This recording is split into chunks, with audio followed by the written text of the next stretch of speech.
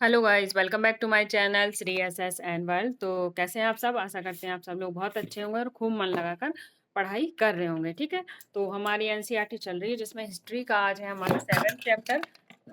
7th class की NCERT का 7th chapter है। ठीक है, तो इसमें जानेंगे जनजातियां, खानाबदोश और एक जगह से बसे हुए समुदाय, यानी एक जगह जो समुदाय बसे हुए थे, जो जनजातियां थी, उनके बारे में हम इस चैप्टर में बात करने वाले हैं। ठीक है, और एक आपके लिए सरप्राइज भी है, तो वो सरप्राइज मैं क्लास के एंड में बताऊंगी, तो क्लास के साथ जुड़े रहिएगा। तो चलो जानते हैं क्या है वो सरप्राइज, उसके बारे में तो मैं बाद में बात करूंगी।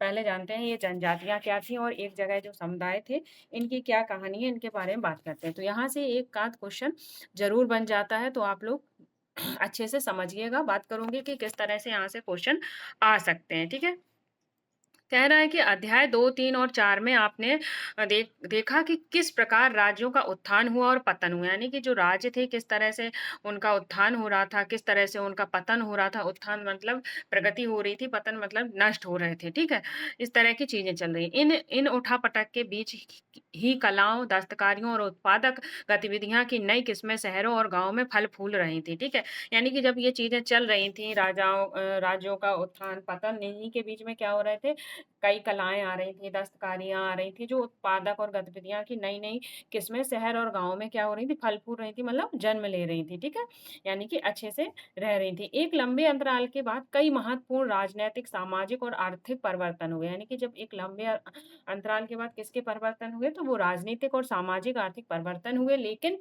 सामाजिक परिवर्तन हर जगह एक समान नहीं थे। ये तो आपको भी बताया कि सामाजिक परिवर्तन हर जगह एक समान नहीं होते हैं।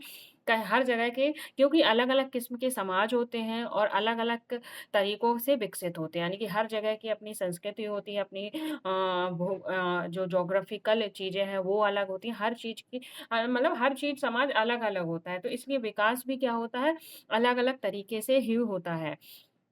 ऐसा कैसे और क्यों हुआ, यह समझना महत्वपूर्ण है, यानी कि ये जो चीजें चल रही थी ऐसा क्यों हुआ, ये समझेंगे हम आगे। ठीक है, इस महाद्वीप के बड़े हिस्से में समाज वर्ण के नियमानुसार पहले से ही विभाजित था। जो एक महाद्वीप है उसमें क्या था, जो समाज था वो पहले से ही एक वर्ण के नियमानुसार विभाजित था। किसके नियम के अनुसार विभाजित हो रहा था, तो वो वर्ण के नियम के अनुसार पहले ही वो विभाजित था। ठीक है, आगे बात करते हैं। ब्राह्मणों द्वारा सुझाए गए नियम बड़े बड़े राज्यों के राजाओं द्वारा स्वीकार किए गए थे। इससे ऊंच और नीच तथा अमीर और गरीब के बीच एक फासला बढ़ा। दिल्ली के सुल्तानों और मुगलों के काल में श्रेणीबद्ध समाज ज्यादा जटिल हो गया था। तो इस चीज का ध्यान रखेंगे। मैंने मुगल काल में भी बताया था कि जो ये वर्ण व्यवस्था चल रही थी, जो श्रेणी, जो नियम चल रहे थे, यानी कि वर्णों के अनुसार जो भेदभाव चालू हो गया था, ब्राह्मणों द्वारा सुझाए गए नियमों के अनुसार जो राज्य काम कर रहे थे, राजाओं ने उनके वर्णों को स्वीकार किया। कौन कौन से वर्ण थे, 4 वर्ण थे, क्षत्रिय, ब्राह्मण, क्षत्रिय, वैश्य और कौन, शूद्र। तो इनके साथ हिसाब से चीजें चल रही थी। बट ये जो चीजें थी, जो ये वर्ण व्यवस्था थी, तो ये श्रेणीबद्ध समाज की जो श्रेणीबद्ध समाज या वर्ण व्यवस्था, ये सबसे ज्यादा टफ कब हो गई, तो ये दिल्ली सुल्तानों और मुगलों के काल में सबसे ज्यादा जटिल हो गई थी। तो ये स्टेटमेंट में क्वेश्चन आ सकता है कि वर्ण व्यवस्था या श्रेणीबद्ध समाज किसके काल में सबसे ज्यादा जटिल और कठिन हो गया था, तो वो मुगल और दिल्ली सुल्तानों के काल में हो गया था। इस चीज का हम ध्यान रखें। बात करते हैं बड़े शहरों से परे जनजाति समाज, यानी कि बड़े शहरों से परे, आप समझ पा रहे होगे जी, ये जो हेडिंग होती है इसी से हमें पूरा क्या होता है, पूरा पैराग्राफ समझ में आ जाता है। इसको समझना चाहिए। बड़े शहरों से परे, परे मतलब अनजान, यानी कि बड़े शहरों से अनजान जनजातीय समाज, यानी कि शहरों में नहीं रहते हैं, ये कहीं अलग ही रहते हैं, इन्हें शहरों के बारे में जानकारी नहीं हो है, वो क्या है, हमारे जनजातीय समाज है। तो जनजाति से क्वेश्चन बन जाता है। यहाँ भी लर्निंग की प्रोसेस ज्यादा होती है, बट जहाँ समझने की चीजें हैं वहां मैं समझाने की पूरी कोशिश करूंगी और बताऊंगी कि किस तरह से आपको क्वेश्चन टैकल करने हैं। ठीक है, अलबत्ता दूसरे तरह के समाज भी उस समय मौजूद थे, यानी कि कौन सा समाज, एक अलबत्ता हो जाता है जो उस समय मौजूद था। उपमहाद्वीप के कई समाज ब्राह्मणों द्वारा सुझाए गए सामाजिक नियमों और कर्म कांडों को नहीं मानते थे, यानी कि जो ब्राह्मणों ने नियम कानून बताए थे, तो महाद्वीप के जो कई समाज थे, वो कई समाज क्या करते थे, उनके नियमों और कानूनों को नहीं मानते थे। तो ये लाइन आपकी इंपॉर्टेंट हो जाती है, क्योंकि ज्यादातर बच्चे क्या समझते हैं कि जो ब्राह्मणों ने नियम कानून बनाए वो सभी मानते मानते थे, बट कई समाज जो थे, जो उनका विरोध करते थे और इनको नहीं मानते थे, ना ही वे असमान वर्गों में क्या थे, विभाजित थे। अक्सर ऐसे समाजों को क्या कहा जाता था, जनजातियाँ। तो अगर क्वेश्चन बन जाता है कि जनजातीय लोगों ने वर्ण व्यवस्था को अपनाया, नहीं अपनाया? क्या जनजातीय लोगों ने ब्राह्मणों द्वारा सुझाए गए कर्म कांडों नियमों को अपनाया? तो वो उन्होंने ये चीज़ें नहीं अपनाई हैं, ठीक है? इस चीज़ का आप ध्यान रखें। आगे बढ़ते हैं। प्रत्येक जनजाति सदस्य नातेदारी के बंधन से जुड़े होते थे। कई जनजातियाँ खेती से अपना जीविका उपार्जन करती थी। कुछ दूसरी जनजातियों के लोग क्या करते थे, शिकार संग्राहक से अपना जीविका उपार्जन करते थे। यानी कि जो जनजातियाँ थी वो किन से जुड़ी होती थी, तो वो उनके संबंध यानी कि रिलेशन से जुड़ी रहती थी और उनके जो रोजाना का जीवन यापन है उनके लिए वो क्या करते थे, जनजाति खेती के द्वारा या शिकार या संग्राहक के द्वारा अपना जीवन यापन किया करते थे। तो आई होप चीज़ें आपको समझ में आ रही होंगी। लाइक, शेयर, सब्सक्राइब करिएगा और कमेंट ज़रूर करिएगा, ठीक है? आगे बढ़ते हैं। आगे कह रहा है कि प्रायः वे अपने निवास स्थान के प्राकृतिक संसाधनों का पूरा-पूरा इस्तेमाल करने के लिए इन गतिविधियों का मिला-जुला रूप अपना लेते थे। यानी कि वो क्या करते थे, कभी-कभी प्राकृतिक के जो संसाधन होते थे, उनका पूरा-पूरा यूज़ करने के लिए मिले-जुले संसाधन को अपनाते थे, ठीक है? कुछ जनजातियाँ खानाबदोश थी। अब खानाबदोश क्या होती है, आगे जानेंगे। तो कुछ जनजातियाँ क्या थी, खानाबदोश थी। खानाबदोश मतलब जो एक जगह से दूसरी जगह घूमती है, उन्हें क्या कहते हैं, खानाबदोश जनजाति कहते हैं। अगर क्वेश्चन बन जाता है खानाबदोश क्या होता है, तो खानाबदोश जनजाति होता है। कैसी जनजाति होती है, जो एक जगह से दूसरे जगह घूमती है, उसे क्या कहते हैं, खानाबदोश जनजाति कहते हैं। तो इस चैप्टर से ये लाइन इंपॉर्टेंट हो जाती है, इसे हाईलाइट कर लीजिएगा, ठीक है? आगे बढ़ते हैं। और जो स्टूडेंट अभी उन्होंने पढ़ना शुरू किया वो कृपया नोट्स ना बनाएं, सिर्फ अपना एनसीईआरटी में हाईलाइट्स करें, देन उनका बार-बार मल्टीपल टाइम रिवीजन करें। नहीं टाइम है तो आप मेरी क्लास देखिए, ईयरफ़ोन लगाइए, काम करते हुए मेरी क्लास देखिए, आपको चीज़ें रिकॉल रहेंगी, ठीक है? आगे बढ़ते हैं। जनजातीय समूह संयुक्त रूप से भूमि और चारागाहों पर क्या करते थे, नियंत्रण रखते थे। अपने खुद के बनाए नियमों के आधार पर परिवारों के बीच इनका बंटवारा होता था। यानी कि जो जनजातीय समूह था उन वे क्या करते थे, खुद ही अपने नियम कानून बनाया करते थे, ठीक है? किन्हीं और के नियम कानून को नहीं अपनाते थे। जैसा कि आपने देखा ब्राह्मणों के उन्होंने नियम कानून को नहीं अपनाया, ना ही माना। तो जो जनजातीय लोग थे वो भूमि चारागाहों पर अपना नियंत्रण खुद रखते थे और खुद ही अपने नियम बनाकर अपने परिवारों के बीच का बंटवारा वगैरह करते थे। यानी कि दूसरों को इन्वॉल्व नहीं करते थे, खुद ही वे सारी चीज़ें किया करते थे, ठीक है? आगे बढ़ते हैं। इस महाद्वीप के विभिन्न हिस्सों पर बड़ी-बड़ी जनजातियाँ फली-फूली हैं। सामान्यतः ये जंगल, पहाड़ों, रेगिस्तान और दूसरी दुर्गम जगहों पर निवास करती थी। कभी-कभी जनजाति विभाजन पर आधारित अधिक शक्तिशाली समाज के साथ उनका टकराव होता था। यानी कि क्या होता था, जैसे कभी-कभी क्या हो जाता था, कोई जनजाति है वो अधिक शक्तिशाली समाज से भी उनका क्या होता था, टकराव होता था। कई मायनों में इन जनजातियों ने अपनी आज़ादी को बरकरार रखा और अपनी अलहदा संस्कृति को बचाया है। तो क्या है, जो जनजाति लोग थे वो क्या करते थे, वे अपने आप को स्वतंत्र रखते थे, ठीक है? कई मायनों में उन्होंने स्वतंत्र रखा है, यानी कि आज़ाद रखा। आप देख रहे हो किसी के वो नियम कानून नहीं मान रहे हैं, ना कुछ, अपना स्वयं के नियम कानून है, हर चीज़ है, तो वो क्या है, आज़ादी ही तो है। और अपनी अलहदा संस्कृति को बचाया है। तो क्वेश्चन बन सकता है कि जनजाति की कौन-सी संस्कृति संस्कृति होती है, तो जनजातियों की अलहदा संस्कृति हो जाती है। तो ये भी इम्पोर्टेंट मार्क्स कर लीजिएगा। आगे बढ़ते हैं। लेकिन जनजाति आधारित समाज, एक मिनट, लेकिन जाति आधारित और जनजाति समाज दोनों अपनी विविध किस्म की ज़रूरतों के लिए एक दूसरे पर निर्भर भी रहे हैं। टकराव और निर्भरता से इस संबंध ने दोनों तरह के समाजों को धीरे-धीरे बदलने का काम किया है।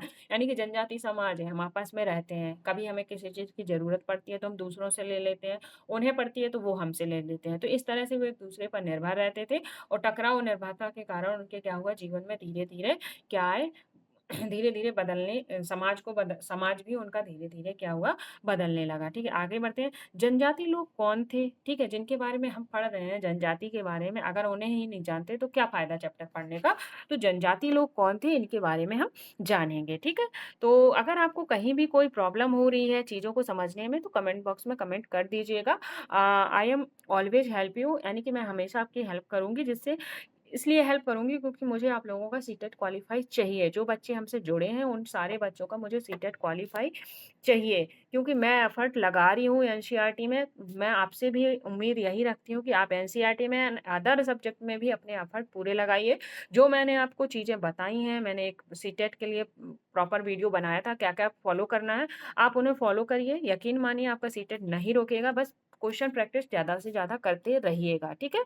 आगे बढ़ते हैं। आगे देखते हैं, समकालीन इतिहासकार और मुसाफिरों ने जनजाति के बारे में बहुत कम जानकारी दी है। जो इतिहासकार है, जो मुसाफिर है, जनजातियों के बारे में उन्होंने कम लिखा है। देखा होगा आपने, राजा रानियों के बारे में ज़्यादा चीज़ें लिखी हुई हैं, ठीक है।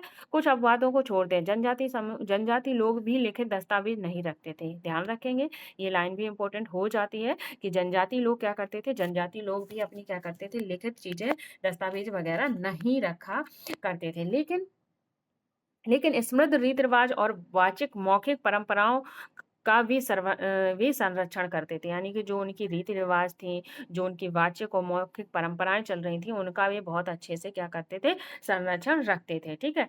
आगे बढ़ते हैं। ये परंपराएं हर नई पीढ़ी को विरासत में मिलती थी। आज के इतिहासकार जनजातियों का इतिहास लिखने के लिए इन वाचिक परंपराओं को इस्तेमाल करने में लगे हुए हैं। यानी कि जो ये परंपराएं चल रही हैं वो क्या करते थे, अपनी रीति रिवाज और वाचिक और मौखिक परंपराओं को क्या करते थे, संरक्षण करते थे। तो आज की जो नई पीढ़ी है, उनकी विरासत से मिलती है, तो आज के इतिहासकार क्या कर रहे हैं कि उनकी जो वाचिक परंपराएं हैं, उनका इस्तेमाल करके इतिहास लिखने का कोशिश कर रहे हैं। यानी कि जनजाति लोगों का इतिहास लिखने की वो कोशिश कर रहे हैं। तो इस चीज का आप ध्यान रखेंगे। आगे बढ़ते हैं। आगे कह रहा है कि जनजातीय लोग भारत के लगभग हर क्षेत्र में पाए जाते हैं। जो जनजातीय लोग हैं वो भारत के हर क्षेत्र में पाए जाते हैं, ठीक है। किसी भी एक जनजाति का इलाका और प्रभाव समय के साथ साथ बदलता रहता था। कुछ शक्तिशाली जनजातियों का बड़े इलाकों पर नियंत्रण था। पंजाब में खोखर जनजाति, पहला क्वेश्चन फिर से आपको मिलने वाला है, वो है पंजाब की खोखर जनजाति। तो क्वेश्चन सीधा सीधा अगर फैक्ट में पूछेगा तो पूछ लेगा कि खोखर जनजाति कहाँ से है, तो वो पंजाब से हो जाती है। यहाँ से मैचिंग का भी क्वेश्चन बन सकता है कि खोखर जनजाति और अभी जो उनकी संस्कृति है, इन सब के बारे में आपको चीजें यहाँ से मिलने वाली हैं, ठीक है। तो खोखर जनजाति कहाँ की हो रही है, पंजाब की भी हो जाती है। आगे बढ़ते हैं। आगे कह रहा है 13वीं 14वीं सदी के दौरान बहुत शक्तिशाली थी। यानी कि जो ये खोखर जनजाति थी वो 13वीं और 14वीं सदी में बहुत ही प्रभावशाली हो जाती है। बाद में आपके कौन आते हैं, गख्खर लोग ज़्यादा महत्वपूर्ण हो जाते हैं। यानी कि बाद में यहाँ पे कौन से लोग ज़्यादा महत्वपूर्ण हो जाते हैं, तो गख्खर लोग यहाँ के महत्वपूर्ण हो जाते हैं। यानी कि पंजाब में खोखर और गख्खर दोनों जनजाति पाई जाती हैं। तो ये चीज़ का आपको बहुत ध्यान रखना है, क्योंकि पंजाब को तो उसने डायरेक्ट बता दिया पर गख्खर को नहीं बताया। पर बाद में गख्खर लोग ज़्यादा महत्वपूर्ण हो गए, तो गख्खर लोग भी यहाँ से होंगे, ठीक है। आगे बढ़ते हैं।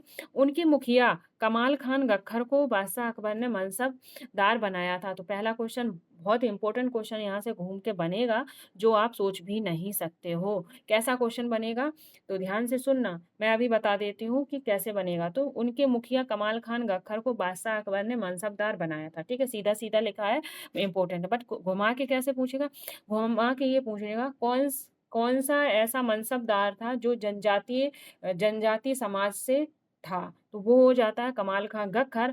और किस सुल्तान ने जनजाति समाज के व्यक्ति को मनसबदार नियुक्त किया था, तो वो हो जाते हैं बादशाह अकबर। तो आपको ये क्वेश्चन टिकल नहीं हुआ होगा माइंड में, हमें पता है। तो जैसे वो क्वेश्चन घुमा के पूछ सकता है, मैं उन चीजों को पूरी तरह कोशिश करती हूँ, ठीक है। तो वो कमाल खां गख्खर हो जाते हैं। अगर क्वेश्चन बनेगा कि अकबर ने कमाल खान गख्खर को मनसबदार बनाया था, तो वो कौन थे, तो वो गख्खर जनजाति के क्या थे, गख्खर जनजाति के व्यक्ति थे, ठीक है। मुल्तान और सिंध में मुगल द्वारा अधीन कर लिए जाने से पहला लंघा, यानी कि कब क्या हुआ, मुल्तान और सिंध को किसने अपने अधीन किया, मुगलों ने अधीन किया। एक मिनट, मुल्तान सुल्तान को क्या किया, एक मिनट, क्या बोले जा रही हूँ मैं, सॉरी गाइस। मुल्तान और सिंध में मुगलों द्वारा अधीन कर लिया गया, यानी कि मुल्तान और सिंध को मुगलों ने अपने कब्जे में कर लिया, ठीक है। पहले लंगाहा, कौन से, लंगाहा और अरघुन, कौन कौन सी बात हो रही है, तो लंगाहा और अरघुन लोगों का प्रभुत्व अत्यधिक विस्तृत क्षेत्र पर था। जो लंगाहा लोग थे, लंगाहा जनजाति के लोग थे, और कौन से थे, लंगाहा और अरघुन, इनका क्या था, इन लोगों का प्रभुत्व अत्यंत विस्तृत क्षेत्र पर था, ठीक है। फिर आगे बढ़ते हैं। उत्तर पश्चिम में एक और, यानी कि उत्तर पश्चिम में, एक मिनट, उत्तर पश्चिम में एक और विशाल और शक्तिशाली जनजाति थी, वो थी बलोच। कौन थी? बलोच। तो उत्तर पश्चिम और कहाँ पे? उत्तर पश्चिम में कौन सी जनजाति थी? तो वो बलोच हो जाती है। तो बहुत इंपॉर्टेंट होते हैं। यहाँ से मैचिंग का क्वेश्चन 100% बन सकता है, क्योंकि अगर वो एक देखो एक जनजाति के बारे में पूछेगा तो एक ही क्वेश्चन टैकल होगा, बट वो अगर क्या करता है, मैचिंग पूछता है, तो मैचिंग में 4 क्वेश्चन आते हैं, वहां से 4 जनजातियों के बारे में वो आसानी से पूछ सकता है। ठीक है, तो उत्तर पश्चिम में कौन सी जनजाति हो रही थी? तो वो बलूच हो रही थी। ये लोग अलग अलग मुखियों वाले और कई छोटे-छोटे कुलों में बँटे होते थे। जो ये बलूच जनजाति थी, वो क्या थे? मुखियाओं यानी कि मुखियों के छोटे-छोटे कुलों में क्या होते थे? ये बँटे होते थे। इस चीज़ का आप ध्यान रखेंगे। ठीक है, आगे बढ़ते हैं। पश्चिमी हिमालय में गडरियों की जनजाति रहती थी। ध्यान से सुनना, पश्चिमी हिमालय में कौन-सी जनजाति रह रही थी? तो पश्चिमी हिमालय में आपकी गड्डी या गडरियों की जनजाति रहती थी। इस चीज़ का आपको ध्यान होना चाहिए। ठीक है, गड्डी आए या गडरिया आए, दोनों ही क्या हो जाते हैं आपके दोनों ही आपके सेम हो जाते हैं। और ये कहाँ रहते थे? तो ये पश्चिमी हिमालय में रहा करते थे। आगे बढ़ते हैं। उपमहाद्वीप के सुदूर उत्तर-पूर्वी भाग पर भी नागा, अहोम और कई दूसरी की जनजातियाँ फल फूल रही थी। तो अगेन उपमहाद्वीप के कितने कौन से इलाके पे? उत्तर-पूर्वी इलाके पे। कौन से? 1 मिनट, उत्तर-पूर्वी इलाके पर कौन-कौन सी जाति थी? तो आपकी नागा और अहोम आपकी किस तरफ है? तो नागा और अहोम आपकी उत्तर-पूरब में फल फूल रही थी। तो इस चीज़ का आप ध्यान रखेंगे, यहाँ से क्वेश्चन बनेगा, 100% बनेगा। ठीक है, अगर पूछेगा इस चैप्टर से तो यहाँ से क्वेश्चन बनेगा। ठीक है, आगे बढ़ते हैं। तो ये कुल का क्या होता है?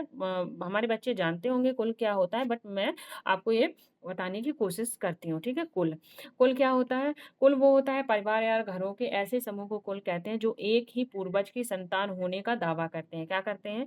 एक ही पूर्वज की संतान होने का दावा करते हैं। जनजाति संगठन प्रायः क्या था? नातेदारी कुल संबंधी निष्ठा पर आधारित है। मान लो हमारे दादाजी हैं, दादाजी के हमारे पापा लोग हो जाते हैं, फिर हम लोग दादाजी के जितने भी बेटे होंगे, 4, 5, 6 बेटे होंगे, वो और उनके हम लोग बच्चे सब हो जाते हैं, तो वो पूरा एक क्या हो जाता है? कुल हो जाता है। तो जो एक एक ही पूर्वज की संतान होने का दावा करते हैं, वो क्या कहलाते हैं? वो कुल कहलाते हैं। आगे बढ़ते हैं।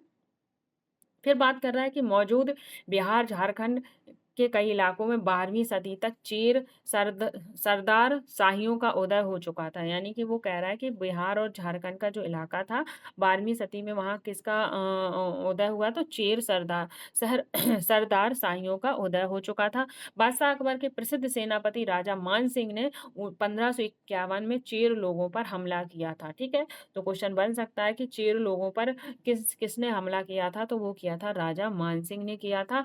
किसका सेनापति था? तो वो राजा अकबर बादशाह अकबर के सेनापति थे। ठीक है, तो ये भी लाइन इंपॉर्टेंट हो जाती है। आगे बढ़ते हैं। उन्हें परास्त किया, यानी कि चेरों को परास्त किया, उन्हें लूट कर अच्छा खासा माल इकट्ठा किया गया, लेकिन वे पूरी तरह अधीन नहीं बनाए गए। यानी कि जो चेर थे उनको उन्होंने पूरी तरह अधीन नहीं बनाया है। ठीक है, आगे बढ़ते हैं। औरंगजेब के समय क्या किया? के समय मुगल सेनाओं ने लोगों को तो चीज़ें अगर क्लियर हैं तो लाइक शेयर सब्सक्राइब करना ना भूलिए, कमेंट ज़रूर करिएगा। आप कमेंट नहीं करते हो फिर मेरा क्लास लेने का मूड नहीं करता है। ठीक है, गुस अजीब मतलब फील ही नहीं होता कि मेरे बच्चे पढ़ रहे हैं, सीरियस हैं, नहीं है, क्या है, उन्हें समझ में आ रहा है, नहीं आ रहा है, तो कमेंट तो कर दीजिएगा एक। ठीक है, हर क्लास में बोलती हूँ, आप लोग कमेंट ही नहीं करते हो। ठीक है, इस बार ज़रूर करना। आगे बढ़ते हैं। आगे मैंने क्या पढ़ा था यहाँ पे? हमने यहाँ पढ़ा था कि जो उन्होंने क्या किया था, उनको पूरी तरह अपने अधीन नहीं किया था। औरंगज़ेब के मुगल काल में कुशल सेनाओं ने क्या किया था? चेर लोगों के किलों पर कब्जा किया था। क्या कर लिया था? चेर लोगों के किलों पर कब्जा किया और इस जनजाति को अपने अधीनस्थ कर लिया था। तो पहला क्वेश्चन हमने आपको बताया है कि चेर जनजाति पर किसने आक्रमण किया था? तो राजा मान सिंह ने। और किसका सेनापति था? तो वो किसका था? बादशाह अकबर का सेनापति था। अब क्वेश्चन बन जाएगा कि जनजाति को अपने अधीनस्थ किसने बनाया? तो अकबर का नाम हो तो अकबर, अगर राजा मान सिंह का नाम हो तो आप राजा मान सिंह का नाम नाम लिख दीजिएगा। राजा मानसिंह नहीं, सॉरी, सेनापति थे। ठीक है, आगे बढ़ते हैं। इस क्षेत्र में रहने वाली महत्वपूर्ण जनजातियों मुंडा और संथाल थे, यानी कि जो जहाँ की इस क्षेत्र में कौन सी जनजाति हो जाती है, मुंडा और संथाल थे। यद्यपि ये उड़ीसा और बंगाल में भी रहते थे। जो मुंडा और संथाल जनजाति थी तो वो यहाँ भी रह रही थी, झारखंड बिहार में भी रह रही थी, और आपकी कहाँ रह रही थी, ये आपकी उड़ीसा और बंगाल में भी रह रही थी। तो इस चीज का ध्यान रखेंगे, कौन सी जनजाति है, मुंडा और संथाल। ठीक है, आगे बढ़ते हैं। आगे कह रहा है कर्नाटक और महाराष्ट्र में की पहाड़ियों में कोली कौन कौन से, ध्यान से सुनना, महाराष्ट्र और कर्नाटक की पहाड़ियों में कौन कौन जनजाति है, तो वो आपकी कोली, बेराद, एक कोली है, एक बेराद है, और कई दूसरी जनजातियों का निवास स्थान है। तो एक जनजाति हमने कौन सी बताई, एक है आपकी कोली और एक हो जाती है आपकी बेराद, और ये कहाँ पर है, तो आपको पता है ये कर्नाटक और महाराष्ट्र में हो जाती है। ठीक है, आगे बढ़ते हैं। दूसरी जनजातियों के निवास स्थान थे कोली लोग गुजरात के कई इलाकों में भी रहते थे, यानी कि जो कोली लोग थे वो कर्नाटक महाराष्ट्र में भी रह रहे थे, पर बट और कहाँ रह रहे थे वो, तो वो और कहाँ पाए जा रहे थे, तो वो आपके गुजरात में भी पाए जा रहे थे। इस चीज का आप ध्यान रखेंगे। आगे बढ़ते हैं।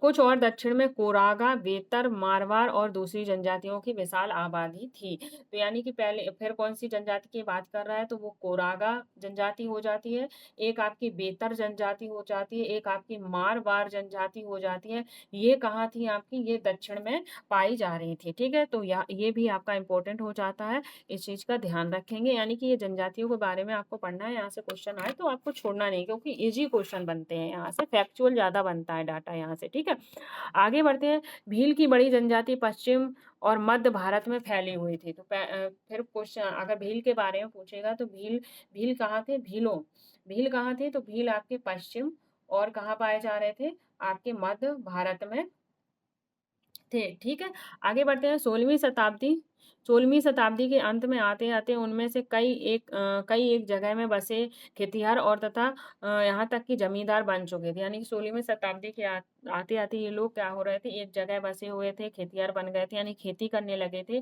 कई जमींदार बन चुके थे। तो इस चीज का ध्यान रखेंगे, अगर क्वेश्चन बन जाता है कि कई जमींदार तो खेतिहर बन गए थे, और कई जनजाति लोग क्या हो गए थे, एक जगह बसकर खेतिहर यानी कि किसान बन गए थे, और कई क्या बन चुके थे, जमींदार भी बन चुके थे। आगे बढ़ते हैं। तब भी भीलों के कई कुशल शिकारी संग्राहक बने रहते थे। मौजूद छत्तीसगढ़, मध्य प्रदेश, महाराष्ट्र और आंध्र प्रदेश में गोंड लोग बड़ी तादाद में फैले थे। तो आपकी कौन सी एक जनजाति है, तो वो गोंड है। गोंड आपकी कहाँ कहाँ फैली हुई है, तो गोंड जनजाति छत्तीसगढ़, मध्य प्रदेश और महाराष्ट्र और आंध्र प्रदेश में पाई जाती है। तो कौन सी जनजाति हो जाती है, गोंड जनजाति। ठीक है, तो इस चीज का आप ध्यान रखेंगे, छत्तीसगढ़, मध्य प्रदेश, महाराष्ट्र और कहाँ पे है, आपकी आंध्र प्रदेश में है। ठीक है, आगे बढ़ते हैं। खाना बदोश और घुमंतू लोग कैसे रहते थे, जो खाना बदोश और घुमंतू लोग थे वो कैसे रहते थे, जानेंगे। खाना बदोश चरवाहे अपने जानवरों के साथ दूर दूर तक घूमते थे। उनका जीवन दूध और अन्य पशुचारी उत्पादों पर निर्भर रहता था। जो खाना बदोश लोग थे तो उनका जीवन किस पे, दूध पर और अन्य पशुचारी उत्पादों पर निर्भर रहता था। वे खेतिहर गृहस्थों से अनाज, कपड़े और बर्तन ऐसे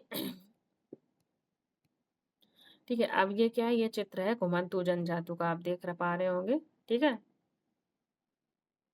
तो क्या कह रहा है कि घुमंतू जनजाति की श्रृंखला भारत को बाहरी दुनिया से जोड़ती है। यहाँ मेवा इकट्ठे करके ऊँटों पर लादा लादा जा रहा है, यानी कि जो यहाँ पे जो ऊँट दिखा रहे हैं, यहाँ पे मेवे इकट्ठे करके उन पे लादा जा रहा है। मध्य एशिया के व्यापारी ऐसी वस्तुएं भारत लाते थे, और बंजारे एवं अन्य व्यापारी उन्हें स्थानीय बाजारों तक पहुंचाते थे। ठीक है, तो मध्य एशिया के जो लोग थे वो क्या करते थे, भारत ये चीजें लाया करते थे, मेवे वगैरह, और वहाँ के जो बंजारे थे वो स्थानीय बाजार में इनको बेचते थे। आगे बढ़ेंगे।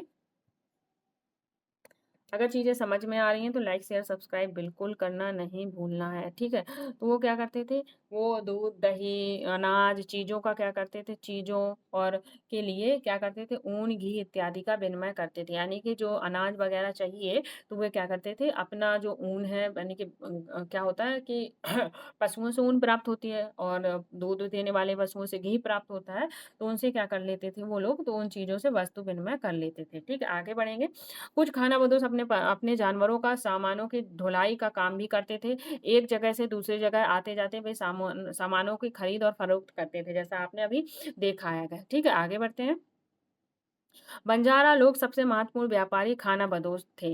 यानी कि बंजारों में सबसे महत्वपूर्ण व्यापारी कौन थे? तो वो खानाबदोश हो जाते हैं। क्वेश्चन बन जाएगा कि खानाबदोश कौन थे? तो खानाबदोश आपके क्या थे? खानाबदोश आपके बंजारे बंजारे थे। ठीक है? बंजारे सबसे ज़्यादा क्या हो जाते हैं? व्यापार की दृष्टि से खानाबदोश हो जाते हैं। यानी खानाबदोश मतलब घुमंतू जनजाति होती है और बंजारे लोग ज़्यादातर घुमा करते थे। ठीक है? उनका कारवां, कारवां यानी कि टोडा, टोडा क्या होता था? टोडा किसे कहते थे? कारवां को कहते थे। तो यहाँ से क्वेश्चन पूछ सकता है कि कारवां क्या था? तो कारवां आपका टोडा हो जाता है। ठीक है? टोडा, टोडा, ठीक है? यानी कि जो इकट्ठे होकर इधर से उधर जाते हैं ना अपना वो करने के लिए, क्या करने के लिए? अपना व्यापार करने के लिए एक साथ होके, तो उसे ही कारवां कहते हैं और क्या कहते हैं? टोडा कहते हैं। आगे बढ़ते हैं। सुल्तान अलाउद्दीन खिलजी अध्याय 3 में हमने पढ़ा था। सुल्तान अलाउद्दीन खिलजी बंजारों का ही इस्तेमाल नगर बाज़ारों तथा अनाज की ढुलाई के लिए करता था। ठीक है? तो अलाउद्दीन खिलजी ने किसका यूज़ किया था बाज़ारों में? तो उन्होंने बंजारों का यूज़ किया था किसके लिए? अनाज की ढुलाई के लिए। ठीक है? आगे बढ़ेंगे।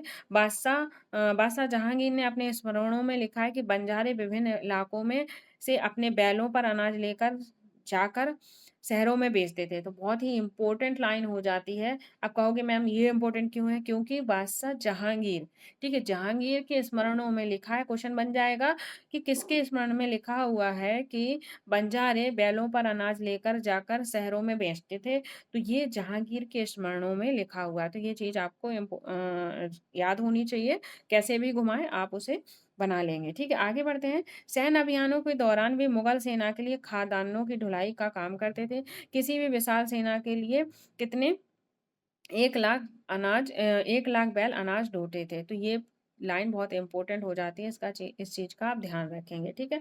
अब ये पढ़ते हैं खानाबदोश और भ्रमणशील समूह क्या थे? ठीक है, खानाबदोश घुमंतू लोग होते थे। हमने अभी आपको बताया खाना लोग क्या होते थे? घुमंतू लोग होते थे। उनमें से कई पशुचारी होते थे और अपनी रेवड़ और पशु वृंद के साथ एक चारागाह से दूसरे चारागाह घूमते रहते थे। इसी तरह दास्ताकार, फेरी वाले, नृतक, गायक तथा अन्य तमाशबीन भ्रमणशाली समूह अपना काम धंधा करते-करते एक जगह से दूसरे जगह की यात्रा करते रहते थे। खानाबदोश और भ्रमणशील समूह दोनों अक्सर उस जगह लौटकर आते थे जहाँ उन्हें पिछले साल दौरा किया था। ठीक है, जो खानाबदोश हैं और भ्रमणशील लोग हैं वो कहाँ लौट कर आते हैं अक्सर? जहाँ उन्होंने पिछले साल दौरा किया था। अब हम पढ़ते हैं बंजारे के बारे में। बंजारे क्या हैं? तो जानेंगे। 17वीं सदी के आरंभ में भारत में आने वाले अंग्रेजी व्यापारी पीटर मंडी ने बंजारों का वर्णन किया है। किसने वर्णन किया है? पीटर मंडी ने। क्या किया है? सुबह हमारी मुलाकात बंजारों के एक टाडा से हुई। ठीक है, टाडा आपको हमने बता दिया जो समूह होता है उसे कारवां या टाडा कहते हैं, जिसके 14,000 बैल थे। यानी कितने बैल थे उनके? 14,000 बैल थे। सारे पशु गेहूँ, चावल जैसे अनाज से लदे हुए थे। ये बंजारे लोग अपनी पूरी घर गृहस्थी, बीवी बच्चों अपने साथ लेकर चलते हैं, ध्यान रखेंगे। यानी कि ये सबरे बीवी बच्चे खाना-पीना सब साथ लेकर ही चला करते हैं। एक टाडा में कई परिवार होते हैं, ध्यान से सुनना। क्या होता है? एक टाडा में एक परिवार नहीं होता है, एक टाडा में कई परिवार होते हैं, इम्पोर्टेंट लाइन है, ठीक है? उनका जीने का तरीका भारवाहकों से मिलता-जुलता है। ये लगातार एक जगह से दूसरी जगह जाते रहते हैं। गाय, बैल उनमें उनके अपने होते हैं। कई बार वे सौदागरों के द्वारा भाड़े पर नियुक्त किए जाते हैं, लेकिन ज़्यादातर वे खुद सौदागर होते हैं। अनाज जहाँ सस्ता उपलब्ध होता है, वहाँ से वे खरीदते हैं और उस जगह ले जाते हैं, जहाँ उन्हें क्या होता है, महँगा अनाज वो बेच सकते हैं। ठीक है, आगे बढ़ेंगे। आगे कह रहे हैं वहाँ से फिर ऐसी चीज़ें लाद के लाते थे जो किसी जगह मुनाफ़े के साथ बेची जा सके। टाडा में 6 से 700 तक लोग हो सकते थे। ध्यान से सुनना, जो टाडा होता था उसमें 6 से 700 लोग हो सकते थे। वे एक दिन में 6 से 7 मील से ज़्यादा सफ़र नहीं करते थे। आगे बढ़ेंगे। यहाँ तक कि टाडा यहाँ तक कि ठंडे मौसम में भी ये इतना ही चलते थे। अपने गाय बैलों पर से सामान उतारने के बाद भी उन्हें चरने के लिए खुला छोड़ देते थे। क्योंकि यहाँ की ज़मीन पर्याप्त और उन्हें रोकने वाला कोई नहीं होता था। तो इस चीज़ का आप ध्यान रखेंगे। टाडा क्या होते थे? टाडा आपका कारवां होता था और उसमें क्या हो करते थे वो लोग? उसमें कई परिवार शामिल होते। क्या होता था? कई परिवार शामिल होते थे और एक परिवार में कम से कम 600-700 लोग होते थे टाडा में, ठीक है? तो आगे बढ़ते हैं। आई होप चीज़ें क्लियर हो रही होंगी। अगर हो रही हैं तो लाइक शेयर सब्सक्राइब करते रहिएगा। क्लास के लिए मत बड़बड़ाइए क्योंकि क्लास आपकी लंबी होंगी हिस्ट्री की, क्योंकि बहुत बड़े-बड़े चैप्टर हैं, उन्हें पढ़ाना पड़ता है, समझाना पड़ता है, ठीक है? हमें कहानियाँ थोड़ी पढ़नी है, कहानी सुना दी उन्हें कर लिए, नहीं हमें समझाना है ना कहाँ से कैसे क्वेश्चन बन सकता है, तो टाइम लगेगा, ठीक है? अगर आपके पास टाइम है तो पढ़िएगा आराम से और यकीन मानिए क्वेश्चन नहीं छूटेगा। अगर एनसीईआरटी से क्वेश्चन बना है तो आप लोग ज़रूर करके आओगे, ठीक है? आगे बढ़ते हैं। कई पशुचारी जनजातियां मवेशी घोड़ों जैसे जानवरों को पालने पोसने में और संपन्न लोगों के हाथ उन्हें बेचने का काम करती थी। छोटे मोटे फेरी वाले की विभिन्न जातियां भी एक दूसरे से दूसरे गांव भ्रमण करती थी। ये लोग रस्सी सरकंडे की चीजें फूस की चटाई और मोटे बोरे जैसे माल क्या करते थे बनाते थे और इन्हें ही क्या करते थे वो लोग बेचते थे, ठीक है? आगे बढ़ेंगे। कभी-कभी भिक्षुक लोग भी क्या करते थे घुमंतू सौदागर का काम करते थे। जो भिक्षु लोग थे, भिखारी थे, वो भी काम करते थे। नृत्यक, गायक, अन्य तमाशा बीनों की भी जनजातियों ने विभिन्न नगरों और गाँवों में कमाई के लिए अपनी कला का प्रदर्शन किया। आपने देखा होगा खेल दिखाने वाला हमारे घर में सॉरी घर में नहीं हमारे गाँव में आता है, अपने गाँव में दिखाएगा, फिर दूसरे गाँव में दिखाएगा। इस तरह से ये लोग भ्रमण करते रहते हैं। तो ये लोग भी क्या करते हैं, घूमा करते हैं, ठीक है? आगे देखो कह रहा है कि कांस मगरमच्छ कुटिया कोंड जनजाति उड़ीसा कहाँ है? जो कांस मगरमच्छ की कुटिया है वो कोंड जनजाति कहाँ पर है आपकी? उड़ीसा में है। तो ये देखो पिक्चर, एक मिनट आपने देख ली होगी, ये मगरमच्छ की पिक्चर है। अब देखते हैं आगे क्या कह रही है हमारी प्यारी एनसीईआरटी, ठीक है? एक मिनट इसे इरेज करने की कोशिश कर रही हूँ, ये इरेज नहीं हो रहा। सब अपने मन मन के हो रहे हैं आपकी तरह, ठीक है?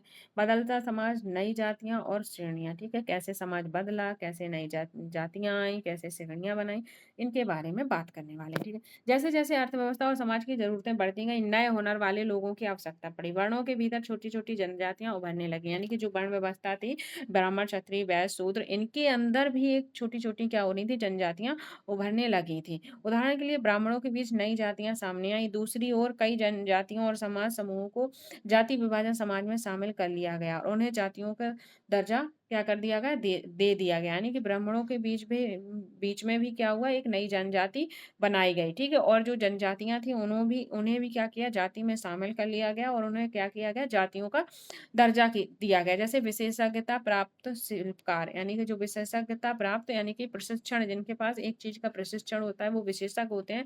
वो क्या होते हैं, लोहार, सोनार, बढ़ई, राजमिस्त्री को भी ब्राह्मणों द्वारा जातियों के रूप में मान्यता दे दी गई। वर्णों की बजाय जाति समाज के संगठन पर का आधार बनी। यानी कि फिर क्या हुआ, बाद में जो वर्ण व्यवस्था से जाति चल रही थी, वो वर्णों की जगह किसका किसका रूप ले लिया उन्होंने, जाति समाज के संगठन पर आधार बनी, ठीक है? जाति पर विचार विमर्श, ठीक है? जातियों पर कैसे विचार विमर्श होता था जानेंगे। वर्तमान तमिलनाडु पल्ली ताल्लुक में स्थित उय्याकोंडन उदयार के 12वीं शताब्दी के अभिलेख में ब्राह्मणों की एक सभा के विचार विमर्श का वर्णन मिलता है। ध्यान से सुनना। वर्तमान के कहाँ के, तमिलनाडु के तिरुचिरापल्ली ताल्लुक में स्थित कौन सा, उय्याकोंडम उदयार के 12वीं शताब्दी के अभिलेख में ब्राह्मणों के बारे में पता चलता है। तो कौन सा, उय्याकोंडन उदयार के अभिलेख में, ठीक है? तो इस चीज का आप ध्यान रखेंगे। पूछ सकता है कि किसके अभिलेख में, कहाँ के अभिलेख में, तो उदयाकोंडन के उदयार में ब्राह्मणों की सभा के बारे में पता चलता है। क्या था सभा, वे रथ करो यानी कि शाब्दिक अर्थ में क्या होता है, रथ बनाने वाले लोग। रथ करो क्वेश्चन बनेगा, रथ करो क्या होता है, तो रथ बनाने वाले लोग की सामाजिक स्थिति विचार विमर्श कर रहे थे, ठीक है? उन्हें इस जाति के कामकाज तय किए जिनमें वास्तुकला, रथों और गाड़ियों का निर्माण, मंदिर द्वारा बनाना, मूर्तियां स्थापित करना, बलि के लिए लकड़ियों से बने साज सामान तैयार करना, मंडप बनाना और राजा के लिए जेवर बनाना शामिल था। यानी कि जो रथकारों की जाति थी उनमें उन्होंने ये काम शामिल कर दिए थे, ठीक है? तो आगे बढ़ते हैं। आई होप चीजें क्लियर हो रही होंगी। अगर हो रही हैं तो लाइक शेयर सब्सक्राइब करना ना भूलिए। और आपको क्लास के एंड में एक सरप्राइज मिलने वाला है, बहुत ही अच्छा सरप्राइज है जो आपके लिए क्या होगा, यूजफुल होगा। ठीक है, आगे बढ़ते हैं। 11वीं और 12वीं सदी तक आते-आते क्षत्रियों के बीच नए राजपूत गोत्रों की ताकत से काफ़ी इज़ाफ़ा हुआ। यानी कि 11वीं और 12वीं शताब्दी में क्षत्रिय थे, उनके बीच में किसका गोत्र आने लगा? यानी कि उनके बीच क्या चीज़ होने लगी? गोत्रों का यूज़ होने लगा। आपने सुना होगा कि आपका गोत्र क्या होता है? अपने मम्मी-पापा से पूछना, मम्मी ग गोत्र क्या होता है? तो वो बताएँगे गोत्र क्या होता है, ठीक है? वो हूण, चंदेल, चालुक और कुछ दूसरी वंश परंपराओं से आते थे। यानी कि वो लोग कहाँ के थे? तो वो हूण, चंदेल और चालुक कुछ दूसरी परंपराओं से आते थे। इनमें क्या हो रहा था? 1 मिनट मैं थोड़ा पानी पी लूँ, गले में पेन सा हो रहा है। ठीक है? आइए, इनमें से कुछ पहले जनजाति में आते थे, यानी कि जो लोग कुछ लोग थे वो पहले क्या थे? जनजाति थे और बाद में उन्होंने कई कुल राजपूत मान लिए गए, यानी कि उनके कई कुलों को क्या मान लिया? राजपूत मान लिया गया। धीरे-धीरे उन्होंने पुराने शासकों की जगह ले ली, यानी कि जो ये जनजाति लोग थे, धीरे-धीरे उन्होंने क्या किया? पुराने शासकों की जगह ले ली। विशेषतः कृषि करने वाले क्षेत्रों में कई तरह के परिवर्तन रहे थे और शासकों ने शक्तिशाली राज्यों के निर्माण में अपनी संपदा का क्या किया था? इस्तेमाल किया था। ठीक है, आगे बढ़ते हैं। शासकों के रूप में राजपूत गोत्रों के उदय के उदाहरण का जनजाति लोगों ने अनुसरण किया है। किसके? गोत्रों के आधार पर जो शासकों का उदय हुआ है, उनने किनने अनुसरण किया है? तो वो जनजाति लोगों ने किया है। आगे बढ़ते हैं। धीरे-धीरे ब्राह्मणों के समर्थन ने कई जनजातियाँ जाति व्यवस्था का हिस्सा बन गईं। यानी कि धीरे-धीरे, पहले नहीं मानती थी वे जाति व्यवस्था, बट धीरे-धीरे ब्राह्मणों के समर्थन से वो उन्होंने क्या किया? जाति व्यवस्था का हिस्सा बन गई, लेकिन केवल प्रमुख जनजाति परिवार ही शासक वर्गों में शामिल हो पाए, यानी कि जो प्रमुख जनजाति के परिवार थे वही लोग शासक वर्गों में शामिल हो पाए, छोटे जनजाति के लोग नहीं हो पाए। उनकी बहुसंख्यक आबादी समाज की छोटी-छोटी जातियों में जगह बन बना पाई। आगे बढ़ते हैं।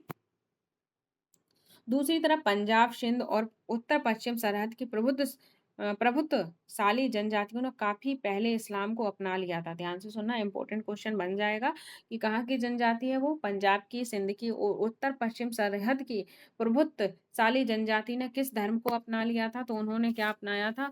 उन्होंने इस्लाम धर्म को अपना लिया था। इस चीज़ का आप ध्यान रखेंगे, ठीक है? क्वेश्चन बन जाएगा कि इस्लाम धर्म को किस जनजाति ने, कहाँ की जनजाति ने अपनाया था? तो वो हो जाएगा आपका क्या? बताइए कहाँ की? तो वो आपकी पंजाब हो जाएगा, सिंधु हो जाएगा और उत्तर पश्चिम हो जाता है, ठीक है? आगे बढ़ते हैं। सनातनी हिंदू धर्म के द्वारा प्रभावित गैर बराबरी वाले समाज व्यवस्था इन इलाकों में बड़े पैमानों पर स्वीकार नहीं किया। यानी कि जो हिंदू धर्म था, उनको ज़्यादातर इन लोगों ने नहीं स्वीकारा, क्योंकि ये कैसा था समाज? हिंदू धर्म का समाज कैसा था? सनातनी हिंदू धर्म का समाज गैर बराबरी का था, तो इसलिए उन्होंने इन चीज़ों को नहीं अपनाया था। ठीक है, आगे बढ़ते हैं। राज्यों की उत्पत्ति जनजाति लोगों के बीच हुए सामाजिक बदलाव से गहराई से संबंधित थी। यानी कि जो राज्यों की उत्पत्ति थी, वो किससे संबंधित थी? तो राज्य की उत्पत्ति जनजाति लोगों के बीच हुए बदलाव से संबंधित थी। हमारे इतिहास के इस महत्वपूर्ण हिस्से के 2 उदाहरण नीचे दिए गए हैं, देखते हैं कौन-कौन सी जनजाति हैं। ठीक है, आगे बढ़ते हैं। ये किस जनजाति की महिला दिख रही है आपके? तो गोंड जनजाति की महिला है, यानी कि हम गोंड जनजाति के बारे में पढ़ने वाले हैं, तो ध्यान से सुनना, इनसे क्वेश्चन पूछ सकता है। गोंड जनजाति, ठीक है? गोंड जनजाति क्या थी? गोंड लोग गोंडवाना नामक विशाल वन प्रदेश में रहते थे। तो पहला क्वेश्चन यहीं से बन जाएगा कि गोंड लोग कहाँ रहते थे? तो गोंड कहाँ रहते थे? गोंड आपके गोंडवाना प्रदेश में रहते थे। किस प्रदेश में? तो एक ही है, गोंडवाना विशाल वन प्रदेश में रहते थे। कहाँ रहते थे? वन प्रदेश में रहते थे। ठीक है, आगे बढ़ेंगे। स्थानांतरित कृषि अर्थात जगह बदल-बदल कर खेती करते थे। यानी कि ये लोग क्या करते थे? स्थानांतरित खेती करते थे। स्थानांतरित खेती आप जानते हो, जगह बदल-बदल कर की जाती। स्थानांतरण, तो स्थान मतलब जगह और अंतरण मतलब चेंजिंग। ठीक है? तो विशाल गोंड जनजाति कई छोटे-छोटे कुलों में बटी हुई थी। तो ये जनजाति क्या थी? तो ये आपके कई छोटे-छोटे कुलों में बटी हुई थी। प्रत्येक कुल का अपना क्या होता था? राजा या राय होता था। ध्यान से सुनना, अगर राय आता है कि गोंडवाना जनजाति क्या थी? छोटे-छोटे कुलों में बटी थी। इसके प्रत्येक कुल में एक राय होता था, तो राय क्या हो जाता है? राजा। राजा और राय सेम ही होते हैं। ठीक है, आगे बढ़ेंगे।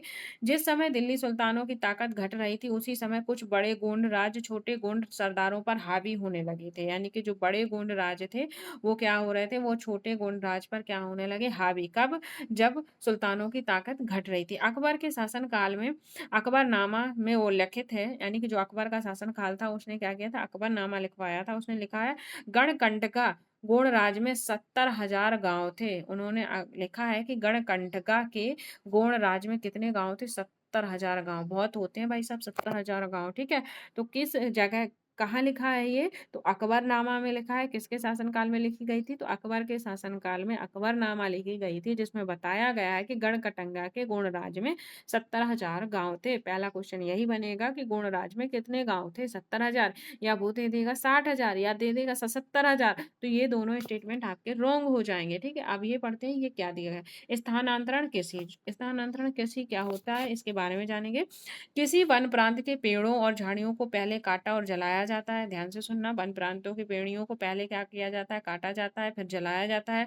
उसकी राख तैयार की जाती है, फिर फसल फसल बोई जाती है। ध्यान से सुन रहे हो, क्योंकि सीरीज में क्वेश्चन बन सकता है। पहले क्या होता है, झाड़ियों को काटा जाता है, फिर जलाया जाता है, फिर उसकी राख में क्या होता है, राख में फसल बोई जाती है। यह जमीन अपनी उर्वरता खो देती है, यानी कि जब फसल हो जाती है तो क्या होती है, जब यह जमीन उर्वरता खो देती है तब ये दूसरी जमीन का टुकड़ा साफ करते हैं और इसी तरह फसल उगाई जाती है। तो स्थानांतरण खेती में देख रहे हैं, वो क्या कर रहे हैं, वो हल का यूज नहीं कर रहे हैं, यानी कि खेतों को जोत नहीं रहे हैं। इस चीज का आपने ध्यान नहीं दिया हो गया। तो स्थानांतरण खेती में क्या करते हैं, झाड़ियों को, पेड़ों को काटते हैं, जलाते हैं, फिर उसी राख में ही फसल को बोते हैं। देखो उन्होंने जोर दिया है कि उसकी राख में ही मतलब जोर दे के कह रहे हैं फसल बोते हैं। तो इसमें हल का यूज नहीं किया गया है, इस चीज का ध्यान रखेंगे।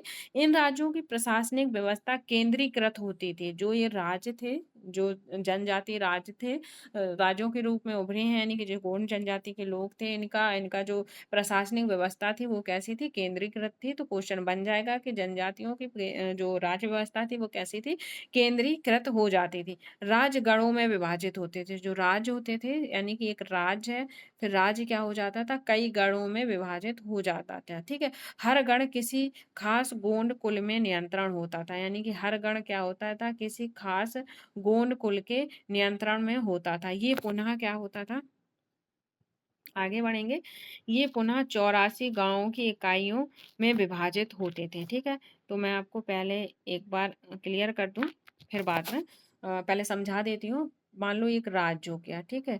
फिर राज्य क्या होते थे, राज्य किस में बटे होते थे, गढ़ में बटे होते थे। किस में, तो ये आपके छोटे छोटे गढ़ हो जाते हैं।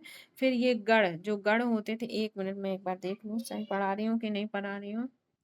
तो ये क्या थी, गढ़ों में बटी थी, और हर गढ़ में किसका नियंत्रण होता था, तो जो ये गढ़ होते थे इन पर किनका नियंत्रण हुआ था, तो इन पर गोंडों का नियंत्रण हुआ था। किसका नियंत्रण रहता था, गोंडों का, ठीक है। तो इन पर राज्य को किस में बांटा जा रहा था, गढ़ में बांटा जा रहा था, और गढ़ पर किसका नियंत्रण होता था, गढ़ पर गोंडों यानी कि जो जनजाति के बारे में हम पढ़ रहे हैं, गोंड जनजाति के बारे में, तो इन पर गोंडों का नियंत्रण होता था। फिर कह रहा है कि जिन्हें गांव 84 गांव की इकाइयों में विभाजित किया जाता था, यानी कि जो गढ़ हैं इनको किस में विभाजित किया जाता था, इनको 84 गांव में विभाजित किया जाता था। किसमें, 84 गांव में विभाजित किया जाता था। किसको, गढ़ को, ठीक है। तो राज्य गढ़ में विभाजित होते थे और गढ़ 84 में विभाजित होते थे। अब 84 क्यों कहा जा रहा है, क्योंकि यहाँ पे क्या होते थे बताइए, वो 84 का उप विभाजन बरहोत में होता था, ठीक है। जो ध्यान से सुनना, जो 84 होते थे, 84 के बाद 84 का किस में विभाजन होता था, तो उनका विभाजन बरहोत में होता था। मैं एक बार फिर से आपको चीजें समझाने की कोशिश करती हूँ, क्योंकि यहाँ से क्वेश्चन बनेगा सीरीज वाइज, ठीक है। तो ध्यान से देखना, एक मिनट देखो। सबसे पहले क्या आया आपका, ध्यान से सुनना। अगर आवाज वो क्या कहते हैं कि अगर वॉइस में राइटिंग समझ में ना आए तो आप वॉइस पे ध्यान दीजिएगा, ठीक है। तो पहले क्या हुए, आपके राज्य हुए, ठीक है। राज्य किस में विभाजित थे, तो राज्य आपके गढ़ में विभाजित थे। किस में विभाजित थे, गढ़ में विभाजित थे, ठीक है। और गढ़ में किसका वो था गढ़ में किसका अधिकार होता था, गढ़ कौन संभालते थे, तो गोंड संभालते थे, ठीक है। आगे बढ़ते हैं। फिर गढ़ किस में बटे होते थे, 84 में बटे होते थे। किस में बटे होते, 84, ठीक है। किस में, 84 में। और 84 को किस में बांटा जाता था? तो 84 को किस में बांटा जाता था? तो 84 को बरहोतों में विभाजित किया जाता था। तो ये सीरीज हो जाती है, ठीक है। पहले राज को गढ़ में, गढ़ को 84 में, और 84 को किस में विभाजित किया जा रहा था? तो वो बरहोत में विभाजित किया जा रहा था, ठीक है। आगे बढ़ते हैं। आई होप आपको चीजें समझ में आ गई होंगी, ठीक है। 84 गांवों की इकाइयों में विभाजित किया जाता था, जैसा कि आप देख पा रहे हो लिखा है, ठीक है। फिर कह रहा है कि जिन्हें 84 कहा जाता था, जिन्हें 84 कहा जाता था, उन 84 का उप विभाजन किस में होता था? बरहोत में होता था। बरहोत जो क्या होते थे? 12-12 गांव से मिलकर बने होते थे। तो बरहोत क्यों कहा जाता था? क्योंकि वो 12-12 गांव से मिलकर बने होते थे। तो ध्यान से सुनना, राजगढ़, 84 और बरहोत, ठीक है। आगे बढ़ते हैं। बड़े राज्यों के उदय ने गोंड समाज के चरित्र को बदल डाला। बड़े राज्यों का उदय हुआ तो उन्होंने क्या किया? गोंड समाज के चरित्र को बदल डाला। उनका मूलतः बराबरी वाला समाज धीरे धीरे क्या हो गया? असमान सामाजिक वर्गों में विभाजित हो गया। ब्राह्मण लोगों ने गोंड राजाओं से अनुदान में भूमि प्राप्त की और अधिक प्रभावशाली बन गए। कौन बन गए? ब्राह्मणों ने क्या किया? गोंड राजाओं से क्या किया? भूमि प्राप्त की और अधिक शक्तिशाली बन गए। गोंड सरदारों को अब राजपूतों के रूप में मान्यता प्राप्त करने की चाहत हुई। जो गोंड सरदार थे वो क्या कर रहे थे? राजपूत के रूप में उन्होंने मान्यता प्राप्त करने की चाहत की, यानी कोशिश की। इसलिए गढ़कटंगा के गोंड राजा अमन दास ने संग्राम शाह की उपाधि धारण की थी, ठीक है। इंपॉर्टेंट है, क्वेश्चन बनेगा, संग्राम शाह की उपाधि किसने धारण की थी? तो गोंड राजा अमन दास ने। किसने? अमन दास ने। कहाँ के राजा थे? तो गढ़कटंगा के गोंड राजा अमन दास ने संग्राम शाह की उपाधि धारण की थी। इस चीज का आप ध्यान रखेंगे। आगे बढ़ते हैं। उसके पुत्र, जो गोंड राजा का जो अमन दास थे, उनके पुत्र कौन थे? दलपत ने महोबा के चंदेल राजपूत राजा सालवाहन की पुत्री राजकुमारी दुर्गावती से विवाह किया था, ठीक है। फिर से क्वेश्चन बन सकता है कि महोबा के चंदेल राजपूत राजा सालवाहन की पुत्री राजकुमारी दुर्गावती से विवाह किसने किया था? तो दलपत ने किया था। कौन थे वो? तो गोंड राजा के क्या थे? पुत्र थे, ठीक है। आगे बढ़ते हैं। गोंडवाना। दलपत की मृत्यु कम उम्र में हो गई थी, यानी कि जो दलपत था उसकी मृत्यु क्या हुई थी? उसकी मृत्यु कम उम्र में हो गई थी। रानी दुर्गावती बहुत योग्य थी, और उसने अपने 5 साल के पुत्र किनको? वीर नारायण के नाम पर क्या किया था? शासन की कमान संभाली। उसके समय में राज्य का अधिक विस्तार हुआ, यानी कि रानी दुर्गावती के समय में क्या हुआ? राज्य का अधिक विस्तार हुआ। 1565 में आसिफ खान के नेतृत्व में मुगल सेनाओं ने क्या किया? गढ़कटंगा पर हमला कर दिया। क्या कर दिया? गढ़कटंगा पर हमला कर दिया। रानी दुर्गावती ने इसका जमकर सामना किया। उसकी हार हुई और उसने समर्पण करने की बजाय क्या किया? मर जाना बेहतर समझा। उसका पुत्र भी तुरंत बाद लड़ता हुआ मारा गया, ठीक है। तो बहुत इंपॉर्टेंट है ये पैराग्राफ, तो ध्यान से सुनिएगा। कहाँ की बात हो रही? गढ़कटंगा की बात हो रही। गढ़कटंगा के गोंड राजा, ठीक है। यानी कि स्थान क्या है? गढ़कटंगा है। और गोंड क्या है? उनकी जाति है, जनजाति है। गोंड राजा कौन थे? अमनदास थे। अमनदास ने क्या किया था? अमनदास ने संग्राम शाह की उपाधि ली थी, ठीक है। और अमनदास ने क्या किया? संग्राम शाह की उपाधि ली, ठीक है। और उनके उनके जो पुत्र थे, पुत्र कौन था? दलपत था। दलपत ने कहा के? महोबा के चंदेल राजपूत। कहाँ के राजपूत? तो महोबा के चंदेल राजपूत के राजा कौन थे? सालवाहन। कौन थे? सालवाहन की पुत्री कौन थी? रानी दुर्गावती। उनसे विवाह किया था। फिर दलपत की मृत्यु हो गई तो दुर्गावती ने अपने पुत्र यानी कि 5 साल का उनका पुत्र था, कौन था? वीर नारायण। उनको क्या किया? सिंहासन पर बैठाकर खुद अपना शासन चलाया, और उनका शासन उनके काल में बहुत विस्तारित हुआ। फिर वहां के आसिफ खान के नेतृत्व में, किसके नेतृत्व में? आसिम खान के नेतृत्व में मुगल सेना ने गढ़कटंबा पर हमला किया। उनको रानी दुर्गावती ने उनका जमकर सामना किया, बट उन्होंने फिर वो हार गई। उन्होंने समर्पण के बजाय क्या किया? मर जाना सही समझा, और मृत्यु हो गई उनकी। उनके पुत्र की भी वहीं पे मृत्यु हो गई। एक नक्काशी, दरवाजा गोंड जनजाति, बस्तर क्षेत्र, मध्य प्रदेश। तो ये नक्काशी है उनकी, ठीक है। देख पा रहे होंगे। आगे बढ़ते हैं। अगर चीजें क्लियर हो रही हैं तो लाइक शेयर सब्सक्राइब करना बिल्कुल नहीं भूलना है, और शेयर कर दिया करो अपने फ्रेंड्सों में। जिससे उन्हें भी इन चीज़ों का लाभ हो, ठीक है। गढ़कटंगा एक कैसा था? समृद्ध राज्य था। ध्यान से सुनना, इसकी विशेषताओं से क्वेश्चन बनता है। तो गढ़कटंगा एक समृद्ध राज्य था। उन इसने हाथियों को पकड़ने और दूसरे राजाओं को उनका निर्यात करने में के व्यापार में अच्छा खासा धन कमाया था। तो गढ़कटंगा समृद्ध राज्य था, पर समृद्ध राज्य कब होता है? जब उनके पास अच्छा खासा धन पैसा हो। तो वो धन पैसा कहाँ से आ रहा था? तो वो हाथियों को पकड़ते थे और उन्हें दूसरे राज्यों में क्या करते थे? निर्यात करते थे। जब मुगलों ने गोंडों को हराया तो उन्होंने लूट में बेशकीमती क्या मिले? सिक्के और हाथी बहुतायात हाथियाँ मिले, ठीक है? यानी जब मुगलों ने हराया तो उनके सिक्के मिले गोंड से और हाथी मिले। उन्होंने राज्य का एक भाग अपने कब्जे में ले लिया और शेष वीर नारायण के चाचा चंदर शाह को दे दिया था। यहाँ से स्टेटमेंट का क्वेश्चन बन जाएगा कि जो मुगल थे, मुगलों ने गोरकटंगा के संपूर्ण राज्य पर अपना कब्जा कर लिया, तो ये गलत हो जाएगा। उन्होंने क्या किया था? आधे राज्य पर अपना कब्जा किया था, यानी कि एक भाग पर अपना कब्जा किया था और दूसरा भाग वीरनारायण के चाचा कौन थे? चंदर शाह को दे दिया था। अब देख रहे हो, अगर मुगल चंदर शाह को आधा राज्य दे रहे हैं, भाग दे रहे हैं, तो इसका मतलब क्या है? उसके चाचा ने उनके खिलाफ साजिश की होगी वीर नारायण के खिलाफ, जब तो दे रहे हैं मुगल, ठीक है? वैसे थोड़ी दे देंगे, कोई भी हो। तो गढ़कटंगा के पतन के बावजूद गोंड राज्य कुछ समय तक चलता रहा, लेकिन वे काफी कमजोर हो गए थे और बाद में अधिक शक्तिशाली बुंदेलों और मराठाओं के खिलाफ उनके संघर्ष क्या रहे? असफल असफल रहे, ठीक है। आगे बढ़ते हैं। अब बढ़ेंगे, हमने गोंड जनजाति के बारे में पढ़ लिया है। अब हम नेक्स्ट जनजाति कौन है? हमारी अहोम, जो कि वेरी वेरी इंपॉर्टेंट है। इसके बारे में हम पढ़ने वाले हैं, ठीक है। अहोम जनजाति।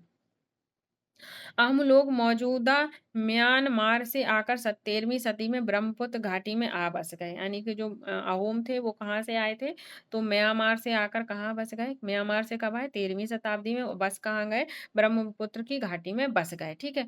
उन्होंने भुइयां भुइयां मतलब भूस्वामी लोगों की पुरानी राजनीतिक व्यवस्था का दमन करने और नए राज्य की स्थापना की, ठीक है। तो उन्होंने भुइयां भुइयां मतलब भूस्वामी, ठीक है। अगर भुइयां का अर्थ पूछे तो भूस्वामी। उनकी क्या की? उनकी राज व्यवस्था का दमन किया और नई राज व्यवस्था की स्थापना की। 16वीं सदी के दौरान उन्होंने चुटियों और कोचहाजों के राज्यों को अपने राज्य में मिला लिया। किनको किनको मिलाया था? क्वेश्चन ध्यान से सुनना, क्वेश्चन बन जाएगा कि अहोमों ने किन दो राज्यों को मिलाया था? तो उन्होंने चुटियों चुटियों मतलब चुटियों को कब? 1523 में, और कोचहाजों को 1581 में अपने राज्य के राज्यों में मिला लिया था, ठीक है। आगे बढ़ते हैं। उन्होंने कई अन्य जनजातियों को भी अपने अधीन कर लिया था। देख रहे हो, जब सभी को वो अपने अधीन कर रहे हैं, राज्यों को मिला रहे हैं, तो वो क्या है? अहोम जनजाति शक्तिशाली थी, ठीक है। अहोम ने एक बड़ा राज्य बनाया था और इसके लिए उन्होंने 1530 के दशक में ही इतने वर्षों पहले आग्नेय अस्त्रों का इस्तेमाल किया था। जो आग्नेय आग्नेय अस्त्रों का इस्तेमाल किसने किया था? तो आग्नेय अस्त्रों का इस्तेमाल अहोमों ने किया था। कब? 1530 के दशक में, ठीक है। 1260 तक आते आते उन्होंने उच्च स्तरीय बारूद और तोपों का निर्माण कर लिया था, ठीक है। सॉरी, 1200 नहीं, 1660 तक आते आते उन्होंने क्या किया था? बहुत ही अच्छे क्वालिटी के क्या बारूद और तोपों का निर्माण कर लिया था। तो ये क्वेश्चन बन सकता है, तो यहाँ से आप ध्यान रखेंगे, ठीक है। आगे बढ़ते हैं। लेकिन अहोम लोगों को दक्षिण पश्चिम से कई आक्रमणों का सामना करना पड़ा, ठीक है। तो अहोमों को कहाँ से सामना करना पड़ रहा था? तो अहोमों को दक्षिण पश्चिम के आक्रमणों का सामना करना पड़ रहा था, ठीक है। आगे बढ़ते हैं। आगे कह रहा है कि 1632 में मीर जुमला के नेतृत्व में मुगलों ने अहोम राज्य पर हमला किया, ठीक है। तो मुगलों ने किस पर हमला किया? अहोम पर। कब किया? तो 1662 में। किसके नेतृत्व में? तो मीर जुमला के नेतृत्व में किया था। बहादुरी से सामना करने के बावजूद अहोम लोगों की पराजय हुई, लेकिन उस क्षेत्र पर मुगलों का प्रत्यक्ष नियंत्रण ज्यादा समय तक नहीं बना रहा। यानी कि जो अहोम थे उन्होंने क्या किया? 1662 में अहोमों पे क्या किया? आक्रमण किया। किसके नेतृत्व में? तो मीर जुमला के नेतृत्व में किया, और अहोमों ने उनका सामना भी किया, पर वो हार गए। लेकिन मुगलों का ज्यादा दिन तक अहोमों के पास नियंत्रण नहीं रहा। तो इस चीज का आप ध्यान रखेंगे। आगे बढ़ते हैं। अहोम राज बेगार पर निर्भर था। बेगार क्या होता है? बेगार दूसरों के यहाँ स्पेशली काम करना, जैसे मजदूर लोग काम करते हैं खेतों पर, कोई खाना बनाता है, बर्तन धोता है, तो ये क्या होता है? बेगार होता था, ठीक है। तो अहोम किस पर निर्भर थे? बेगार पर निर्भर थे। राज्य के लिए जिन लोगों ने से जबरन काम लिया जाता था वे पाइक कहलाते थे, ठीक है। पाइक क्या होते थे? पाइक वे होते थे जो पाइक क्या होते थे? पाइक उन्हें कहते थे जिन्हें राज्य के लिए जिन लोगों से जबरन काम किया जाता था। किसके लिए? तो राज्य के लिए उनसे क्या किया जाता था? ज़बरदस्ती काम करवाया जाता है। उनका मन हो या ना हो बट उन्हें क्या करना पड़ता था? उनका काम करना पड़ता था, तो वो क्या कहलाते थे? पाइक कहलाते थे, ठीक है? आगे बढ़ते हैं, अहोम राज्य में अन्य जनगणना की गई थी। अहोम राज्य में एक जनगणना की गई थी। प्रत्येक गाँव को अपनी बारी आने पर निश्चित संख्या में पाइक भेजने होते थे। यानी कि एक जनगणना हुई अहोम के समय में, अहोम के राज में, और प्रत्येक गाँव की बारी आने पर क्या करते थे? वे अपने पाइक भेजते थे। पाइक वो मज़दूर होते थे जिनसे ज़बरदस्ती काम करवाया जाता था। इसके लिए जनगणना के बाद सघन आबादी वाले इलाकों से कम आबादी वाले इलाकों के लोगों को स्थानांतरित किया जाता था। यानी कि सघन यानी कि घनी आबादी की जो स्थान है वहाँ से जहाँ कम आबादी है वहाँ इन लोगों को भेजा जाता था। ठीक है, आगे बढ़ते हैं। इस प्रकार अहोम का कुल क्या हुआ? टूट गया। इस तरह अहोमों का कुल टूट गया। कैसे टूट गया? समझ में नहीं आया होगा ना, तो मैं समझाती हूँ। मान लो ये अहोम जनजाति है, यहाँ पे बहुत सारे क्या हैं, ये देखो, ये बहुत सघन है यानी कि घने हुए बसे हुए, यहाँ पे ज्यादा लोग हैं। एक अहोम समाज ये है, ठीक है, यहाँ पे बस इतने लोग हैं। तो क्या होता था कि यहाँ के लोगों को यहाँ भेज दिया जाता था, ठीक है। तो जब यहाँ के लोग यहाँ अपने समाज में रह रहे हैं और यहाँ के लोग यहाँ जाएंगे तो ये क्या होगा? ये टूटेगा कि नहीं टूटेगा? तो ऐसे ही क्या हुआ, अहोम राज्य क्या हो गया? टूट गया इस तरह से, ठीक है। 17वीं शताब्दी के पूर्वार्ध तक पूरी तरह पूरा होते होते प्रशासन खास क्या हो चुका था? केंद्रीकृत हो चुका था। यानी कि इनका शासन भी क्या हो चुका था? केंद्रीकृत कब हो चुका था? तो ये 17वीं शताब्दी तक हो चुका था। आगे बढ़ते हैं। लगभग सभी वयस्क पुरुष युद्ध के दौरान सेना में अपनी सेवाएं प्रदान करते थे। वहां के जितने भी वयस्क पुरुष होते थे वो अपनी सेवाएं प्रदान करते थे। दूसरे समय में यानी कि जब सेना का कोई काम नहीं होता था, आक्रमण नहीं होता था, तब वो क्या करते थे? बांध, सिंचाई और व्यवस्था इत्यादि का निर्माण या अन्य सार्वजनिक कार्यों में जुड़े रहते थे। अहोम लोग क्या करते थे? अहोम लोग चावल की खेती के नए तरीके भी अमल में लाए। अहोमों ने क्या किया? चावल की खेती के नए तरीकों को क्या किया? अपनाया। कैसे? देखते हैं। अहोम समाज कुलों में विभाजित था। ध्यान से सुनना, विभाजन से क्वेश्चन आएगा, ठीक है। तो अहोम समाज किस में विभाजित था? कुलों में विभाजित था, जिन्हें क्या कहते थे? खेल कहा जाता था। खेल क्या होते? खेल किसे कहते थे? कुल को कहते थे। वहाँ क्या होता था? वहाँ दस्तकारों की बहुत कम जातियाँ थी, इसलिए अहोम क्षेत्र में दस्तकार निकटवर्ती क्षेत्रों से आए। एक खेल के नियंत्रण में प्रायः कई गांव होते थे। ध्यान से सुनना, जो एक खेल होता था, खेल के नियंत्रण में क्या होते थे? कई गांव होते थे, यानी कि ये अहोम हो गए, ठीक है। अहोम किस में विभाजित है? कुलों में विभाजित है। किस में? कुलों में विभाजित है। और इन्हीं कुलों को क्या कहा जा रहा है? इन्हीं कुलों को कहा जा रहा है खेल, ठीक है। और एक खेल के नियंत्रण में कई गांव होते थे, यानी कि उस खेल के नियंत्रण में क्या हो रहे थे? कई गांव हो रहे थे। इस चीज का आपको ध्यान रखना है, ठीक है। आगे बढ़ते हैं। कुलों को ही क्या कहा जाता था? खेल। इस चीज को मैं बार बार याद करा रही हूँ जिससे आप भूलो मत, ठीक है। आगे बढ़ते हैं। किसानों को अपने ग्राम समुदाय के द्वारा जमीन दी जाती थी। समुदाय की सहमति के बगैर राजा तक इसे वापस नहीं ले सकता था। बहुत इंपॉर्टेंट क्वेश्चन बनेगा यहाँ से कि जो किसानों को थी वो ग्राम समुदाय ही क्या करते थे? जमीन दी जाती थी। और जो जमीन दी गई है तो समुदाय की सहमति के बगैर राजा तक उससे वापस नहीं ले जा सकता था। कहाँ की बात हो रही? अहोम जनजाति के। तो अहोम जनजाति में समाज में जो लोग अपनी खेती किसानों को देते थे तो वो राजा बिना उन समुदाय की सहमति के वहां से खेती नहीं ले सकता था। ये इंपॉर्टेंट क्वेश्चन बन जाता है, यहाँ से क्वेश्चन बन सकता है। कान के आभूषण कबोई जनजाति, नागा जनजाति, मणिपुर। कान के आभूषण कबोई नागा जनजाति कहाँ की? मणिपुरी की, जी। कान के आभूषण बनाए हैं किसने? नागा जनजाति ने। आगे बढ़ते हैं। शुरुआत में क्या कह रहा है? शुरुआत में अहोम लोग जनजाति देवताओं की उपासना करते थे। यानी कि शुरुआत में किसकी उपासना कर रहे थे? जनजाति देवताओं की उपासना कर रहे थे। लेकिन 17वीं शताब्दी के पूर्वार्ध में ब्राह्मणों के प्रभाव की बढ़ोतरी हुई और मंदिरों और ब्राह्मण राजाओं के द्वारा भूमि अनुदान दी गई। शिव सिंह, कौन, किसकी बात हो रही है? शिव सिंह 1714 से 44 के काल में हिंदू धर्म वहां का प्रधान धर्म बन गया था, ठीक है।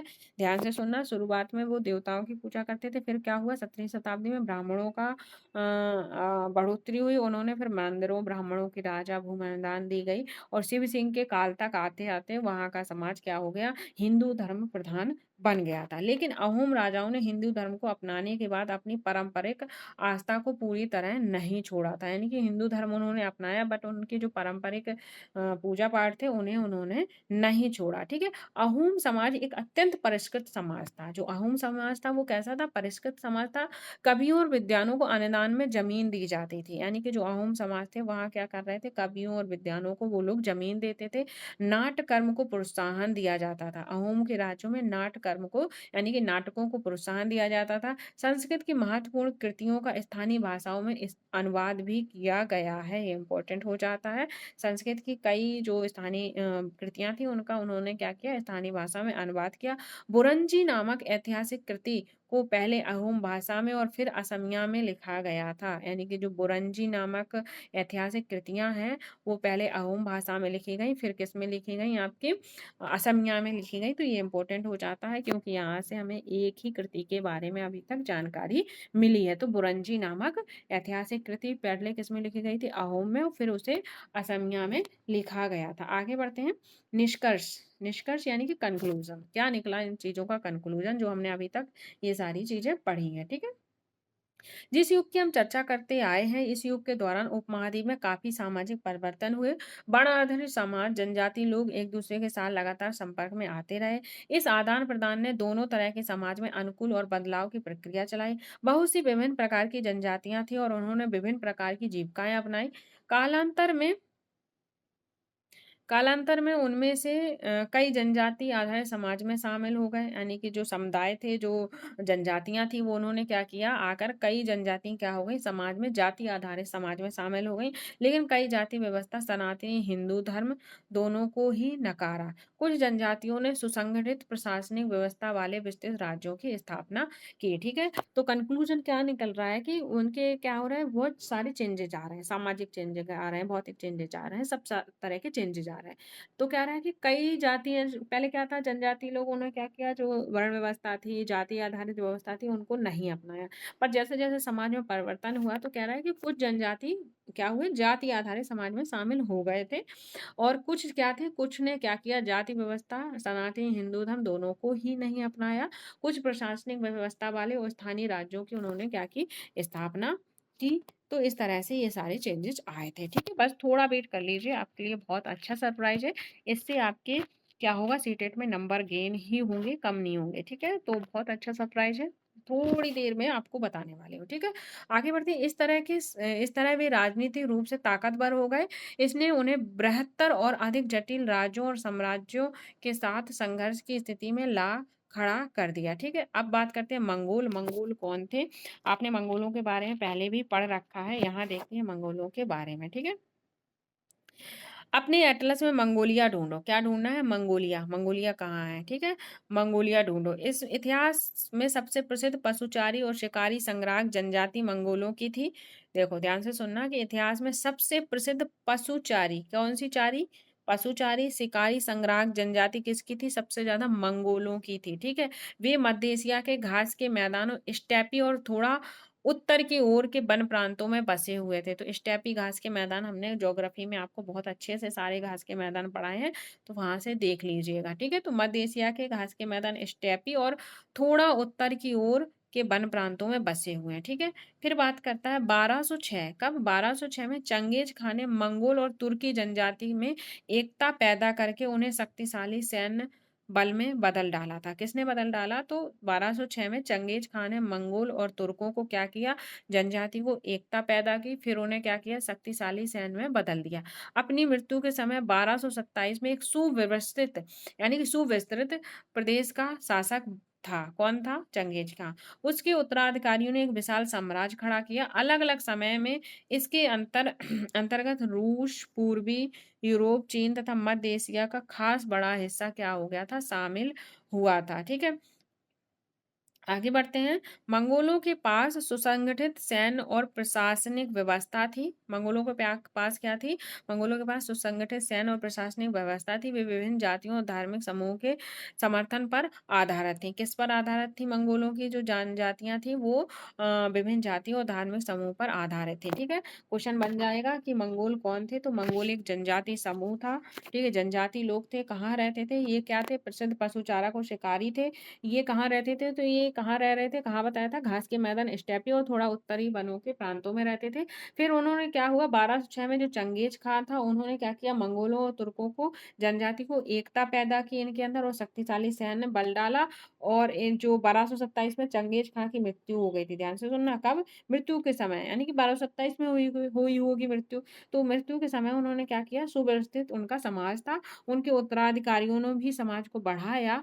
फिर इसमें कौन-कौन से अलग-अलग समय में, यानी कि रूसी, पूर्वी यूरोप, चीन और मध्य पूर्व इसमें शामिल हो गए थे। तो ये सारी चीज़ें इम्पोर्टेंट हो जाती हैं। अब बात करते हैं आपके ये देखो, ये देखो, देख रहे हो आप? सीधा-सीधा मैचिंग के लिए क्वेश्चन बना है। गढ़ क्या थे? टाडा क्या था? सिरमेक क्या थे? कुल क्या था? शिव सिंह कौन थे? शिव सिंह ने क्या किया था? दुर्गावती कौन थी? ये सारी चीज़ें आप देख पा रहे होंगे।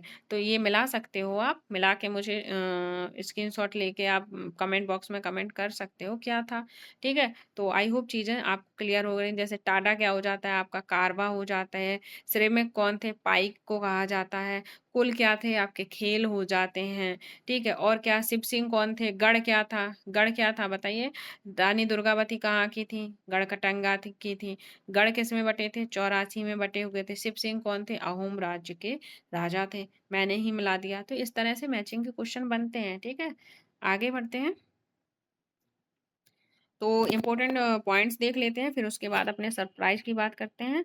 और अगर आपको सरप्राइज पसंद आए तो कमेंट बॉक्स में ऐसे ऐसे ऐसे लिखिएगा। ठीक है, तो हमने यहाँ पे वर्ण व्यवस्था के बारे में, जाति, टांडा, गढ़, 84, बरहोत। आपको पता है राज्य किस में बटे होते थे? गढ़ में, गढ़ 84 में, 84 किस में? बरहोत में।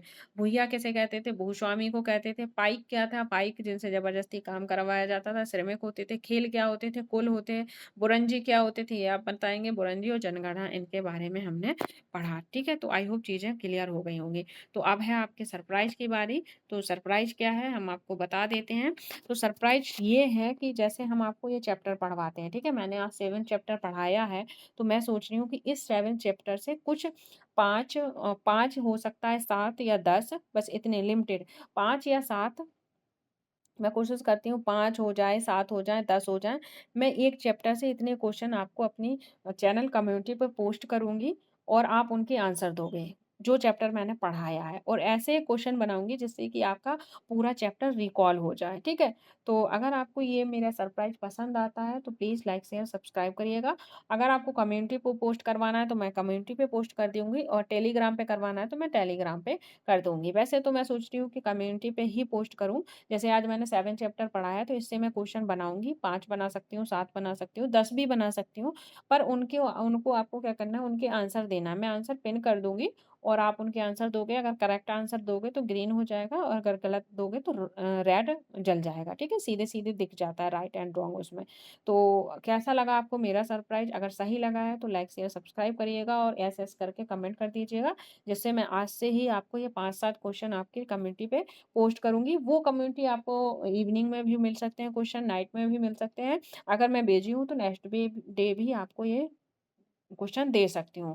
क्वेश्चन क्यों दूँगी? क्योंकि आपको कितना चैप्टर समझ में आया, ठीक है? तो वो चीज़ें आपको क्लियर रहेंगी। So thank you guys, take care and bye bye.